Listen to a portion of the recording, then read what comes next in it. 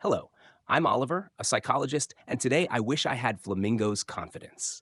We're starting a deep dive here on the channel. Let's begin with Mr. Don Quixote. Doflamingo. There are spoilers for the anime. I've only read the manga, but even if you haven't watched One Piece, I guarantee you'll leave this video with more insight. So those 700 heartbeats you'll experience throughout the video will be worth it. Let's go. The anime One Piece is all about loss.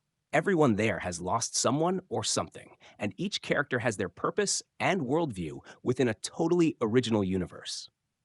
The One Piece universe is entirely crafted, much like in The Lord of the Rings, and nothing placed there is by chance.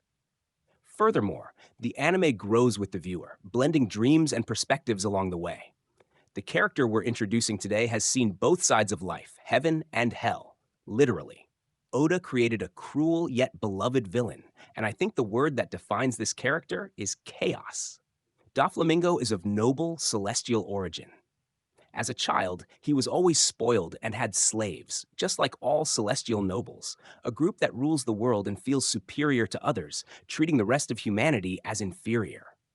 Because of this, it's perfectly normal for a child born in that environment to think the world revolves around them, and this was the great spark for Doflamingo's massive arrogance. Psychologist Adam Fetterman explains that arrogance reflects an interpersonal quality combining a desire to dominate others. Arrogance, therefore, often comes with the desire to dominate people. Doflamingo wasn't just arrogant, he lived in an environment where being arrogant was considered normal.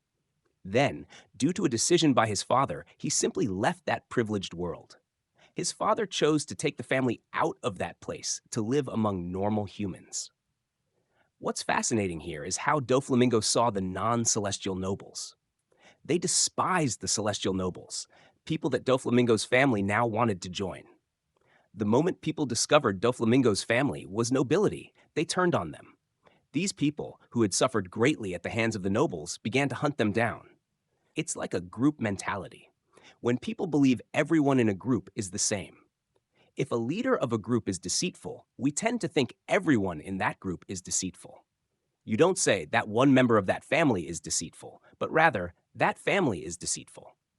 Polish psychologist Henry Tajfel provides great insights on this in his book Human Groups and Social Categories, which discusses how these generalizations foster enmity between groups.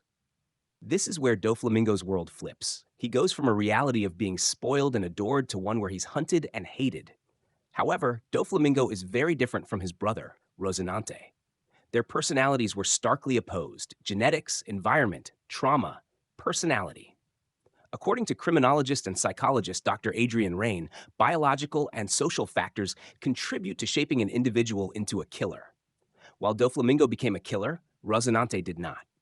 Studies of twins and adoptees show that about 50% of the variation in antisocial behavior is attributable to genetic influences. In his book, The Anatomy of Violence, Dr. Rain explains how genetics and environment work together to encourage violent behavior. The two brothers reacted differently to the same circumstances they faced. They once had abundance, and now they must eat scraps, live in squalor, and endure unhealthy conditions. Beyond the physical suffering, they experience real hatred from the locals. Rosinante doesn't react this way, but Doflamingo is driven by rage. This new life becomes one of the reasons for Doflamingo's mother's illness, leaving him deeply resentful toward his father, whom he blames for taking everything away from him. When the locals burn down the Don Quixote family's home and torture his father, Rosinante, and Doflamingo, his rage reaches new heights, and he expresses a fierce desire to kill everyone around him. His response contrasts with Rosinante's, who is heartbroken and despairing, while their father pleads for his sons' lives. Another pivotal factor in Doflamingo's personality development emerges when he meets Treble. Treble is fascinated by this child and sees him as a future leader. Not only does Treble admire him, but he also finds in Doflamingo a potential key to gaining influence. Treble gives him a weapon, encouraging him to act if he wishes. And Doflamingo's first act of revenge is directed at his own father. He kills his father in front of his brother, bringing his head to the celestial nobles in hopes of being accepted back into their ranks. It's a striking moment, as Doflamingo sees this as vengeance. He blames his father for his mother's death, and this act is, above all, an act of revenge. Treble begins treating him as superior, protecting Doflamingo from those who mistreat him. When Doflamingo is harassed, Tribal and his followers burn down an entire town in retaliation, reinforcing Doflamingo's sense of entitlement and superiority. Already showing signs of narcissism, Doflamingo exhibits traits characteristic of narcissistic personality disorder: extreme arrogance, lack of empathy, a willingness to exploit others to achieve his goals, a strong conviction in his own specialness, and an exaggerated sense of his importance. After all, he was of noble blood, and with Treble's encouragement, his sense of superiority flourished. Doflamingo's narcissism grew as he became the center of attention within his circle. Though cruel and devoid of empathy toward most, he maintained a certain loyalty to the Don Quixote family, treating his new family well, albeit in his own way. Over time, his conduct disorder escalates into an antisocial personality disorder. Psychologist Blackwood explains that psychopaths are indifferent to punishment and unbothered by social stigma. People with this disorder disregard societal expectations and reject the condemnation of their criminal behavior. Can someone cruel still be selectively empathetic? Socially deviant individuals can have what's called effortful empathy, which is why they manipulate and charm their victims. However, this empathy dissipates once they achieve their objective, allowing them to simply discard their victim. We all have an empathy switch. We're more empathetic toward friends or close ones than toward people across the world. In certain moments, detachment can be an evolutionary benefit. In situations where you must protect a loved one, empathy toward an aggressor becomes a luxury. Doflamingo exemplifies this as he states, "The weaker a person is, the more they cling to the suffering of others, destroying themselves." His fall from privilege happened quickly. A child who once had everything now knew hunger, pain, and despair. Unable to manage this rage, he turned it against his father, seeing revenge as the only outlet. His encounter with a group that treated him as a god validated his actions, feeding his ego and intensifying his disdain for weakness.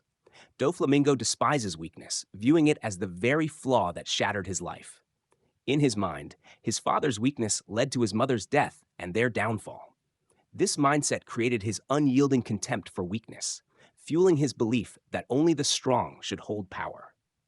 Trebol, who treated him well when others shunned him, deepened his sense of unity and family, a parallel universe in which he and his crew are bonded by mutual loyalty. Doflamingo's moral nihilism defines him, a perspective suggesting moral statements are inherently false. Nothing is truly right or wrong. Philosopher J.L. Mackie addresses this in Ethics, Inventing Right and Wrong, arguing that moral judgments imply a reason that may not apply universally. For Doflamingo, who justifies his cruel actions by his own standards, ethical norms are irrelevant. This complexity makes him fascinating. Despite his cruelty, his loyalty and twisted sincerity create an enigmatic allure that resonates even with viewers. He is transparent about his desire for power and his belief in his superiority, and his high intelligence and charisma are undeniable. Psychologist Wilson notes that Doflamingo's sunglasses obscure his eyes, adding an unpredictable quality that masks his emotions. His story with the Don Quixote family serves as a lesson. We may not control what happens to us, but how we respond is our responsibility. If this analysis speaks to you, don't forget to like, share, and stay tuned. This is just the beginning. See you next time.